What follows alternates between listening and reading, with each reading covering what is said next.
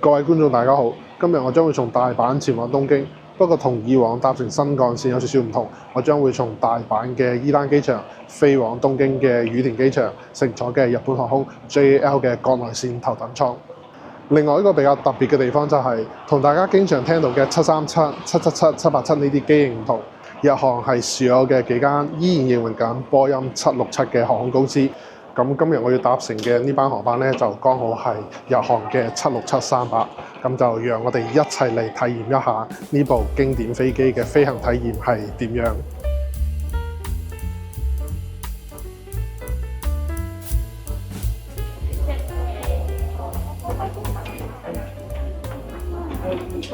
因為咧，我有一隻喼可以託運喺機場咧，就順便行下佢哋特產店，即係行下佢商店啦，就其實都幾多嘢買嘅喎。喺日本咧，去唔同嘅車站啊，又或者係機場咁，我一般都會預留一啲時間去行下佢哋嘅商品店，因為好多時候咧，喺唔同地方嘅商品店咧係會有佢哋當地嘅限定商品嘅，好似喺伊丹機場呢個手信店啦，佢就有啲伊丹機場限定嘅商品喎，譬如呢個係 caramel 味嘅 cookies 啦，咁啊佢有唔同嘅色嘅，即係白色係一啲比較厚身，好似 tart 咁嘅，另外一隻咧係薄身啲嘅 cookie 夾住 caramel， 只有伊丹機場先有咯，所以就係都值得行下買下。另外咧，佢就有啲大阪嘅 takoyaki 味道嘅薯片。我另外見到個都好特別嘅係兵庫縣呢度當地產嘅無花果汁，即係新鮮無花果汁，我都係第一次見。佢除咗呢之外咧，仲有啲係關西限定 takoyaki 味嘅罐頭啦。同埋一啲大阪呢度嘅風味，冷藏咗嘅 takoyaki 可以買翻去之後咧就翻屋企自己食。另外因為係大阪萬博會嘅原因啦，都有好多係萬博會包裝嘅特色商品啦，呢啲都係值得買下嘅。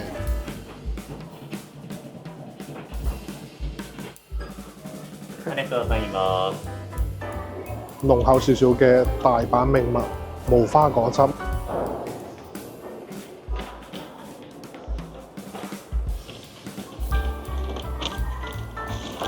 好結，好似食啲糊咁，但係咧就真係好重無花果味咯。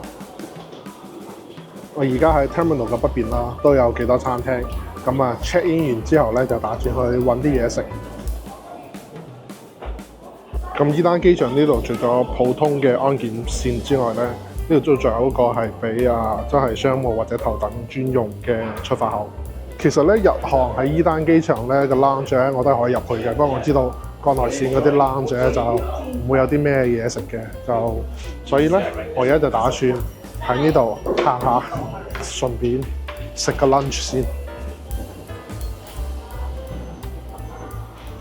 入咗閘呢度啲店鋪咧都幾多嘢買，不過咧感覺上同入閘前嗰間店咧嘅商品係有少少唔同。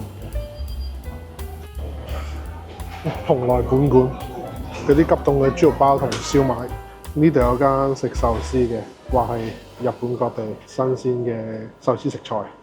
不過經過之前喺關西機場食壽司之後，我覺得咧機場壽司真係可免則免，好有機會中伏嘅。拉麵店啦 ，takoyaki 都係食個 takoyaki， 佢好似新鮮燒緊。應該冇咁伏嘅呢個。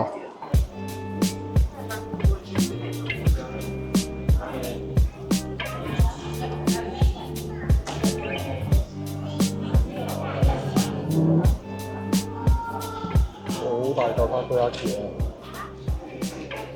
個燒魷魚超好食，佢外邊有一層嗰啲煎蛋。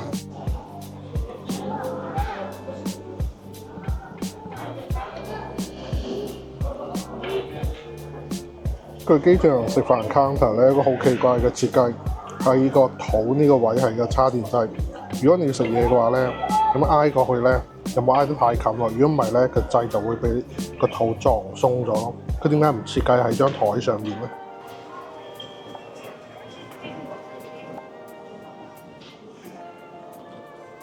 日航嘅 lounge 咧就喺個 food court隔離咁啊。而家食完嘢，我就打算入佢嘅 lounge 睇睇。呢個 Diamond Premier Lounge 嘅人流都唔算多，而且位就非常之容易揾。中間咧有一部分啲休息區域用紅色嘅玻璃遮住，然後外邊嗰一層咧有好多私隱度就相對較高嘅獨立位置，個位置咧係面向 runway 嘅，所以喺度休息嘅話都幾舒服嘅。由於伊丹機場主要都係國內線，航程上就比較短，所以喺 lounge 呢度咧就冇提供任何嘅主食，主要都係一啲小食同零食咁，譬如 JAL 出名嘅咖喱包啦、Danish 啊，仲有啲野菜湯同埋味噌湯。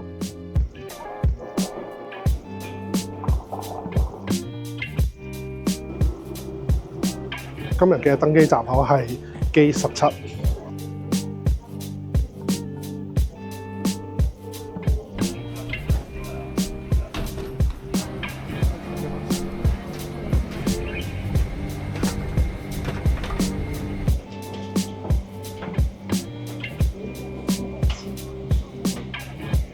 佢呢度有一塊嗰啲額外嘅 cushion 墊啦，就非常之腍嘅，係嗰啲 foam memory 嗰啲咧。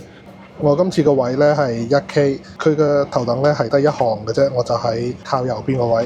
我個左手位呢度咧有 remote control 啦。之後雖然得一個鐘飛機喎，但係佢有 menu 嘅喎，即係有嘢食嘅喎。飛去羽田嘅 menu 都幾多嘢食嘅喎，有前菜有 main dish。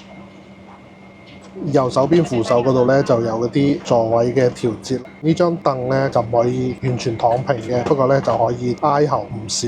佢呢個位咧雖然有啲似嗰啲國際航線嗰啲豪華經濟艙啦，不過咧其實咧佢舒服過嗰啲好多嘅，因為佢張沙發咧非常之大張啦。呢度咧個 headrest 咧可以調節啦、升降啦，而且咧佢係勁厚嘅，佢成張凳都係真皮嘅。喺我左手邊仲有個嗰啲 reading line， 扶手下面呢度咧有少少嘅儲物空間，可以放下啲個人物品啊，或者放部手機啊咁。另外咧，我同隔離位嗰度咧一個好大個嘅 privacy divider 啦，就其實私隱度都已經算好高啦，基本上咧都唔係好睇到隔離嘅。之後呢個腳位咧係超闊嘅，我都掂唔到前面嗰埲牆。如果想攞張台出嚟咧，就咁樣將條拉後，將呢度咧 push 升上嚟咧，就可以攞張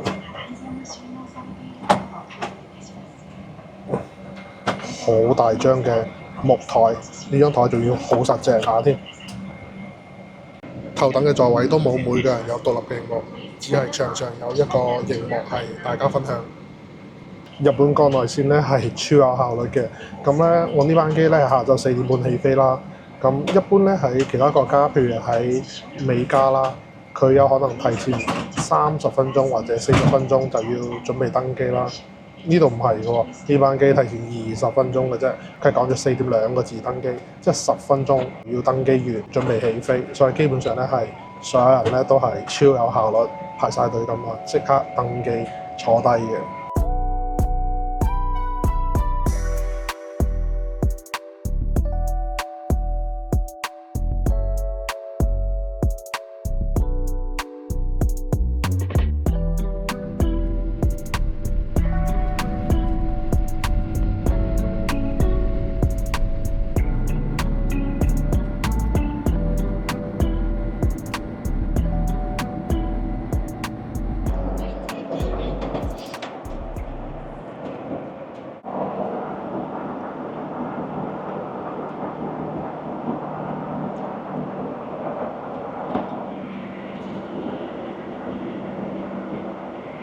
佢呢個香檳幾好飲喎，即係比較清啲，好易入口嗰種香檳嚟嘅。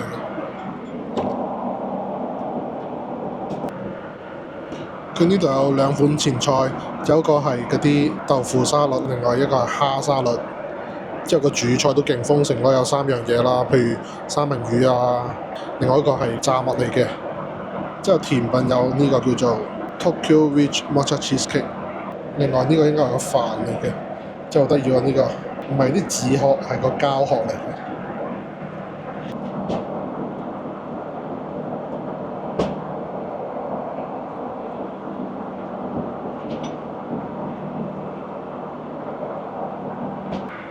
佢2個沙律都好食，青菜豆腐嗰個咧就清啲甜甜地，另外嗰個咧有蝦嗰個咧就係啲吞拿魚沙律嚟嘅。佢呢個三文魚咧上面加咗啲蛋黃醬啦。咁咧三文魚本身鹹少少噶嘛，但係因為啲蛋黃醬咧比較滑又 creamy 咧，所以溝埋一齊入口就非常之順滑，冇咁鹹。呢個炸雞啲皮就唔會話好鬆脆嘅，不過就都好滑口下，味道都 OK。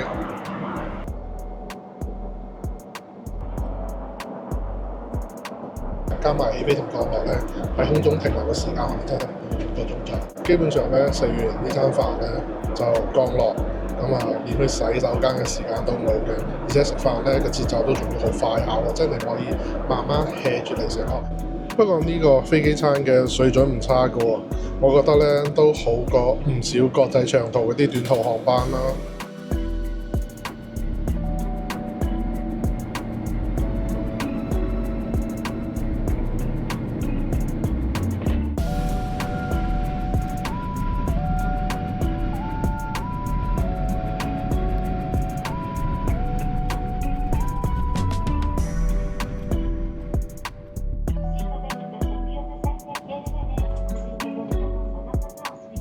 啱啱降落咗喺東京嘅羽田機場啦，就係程就非常之快啦。部機咧雖然咧就舊少少，不過咧就都算係好舒服下嘅，有幾張凳啦，就夠大。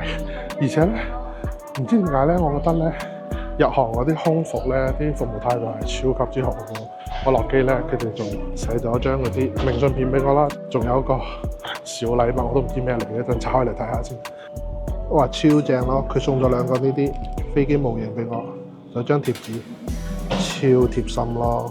所以唔係講笑，真係。如果下次喺日本咧飛國內線咧，我覺得就算唔係頭等艙啦，我覺得經濟艙都應該係坐得過嘅，因為我 check 過好多時咧，啲經濟艙國內線嘅價錢咧，其實都唔會話貴得過新幹線啦。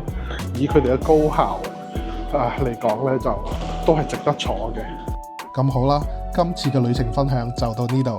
如果大家喜歡呢條影片嘅話，記得點讚、訂閱同埋留言支持一下啦。我哋下期影片見。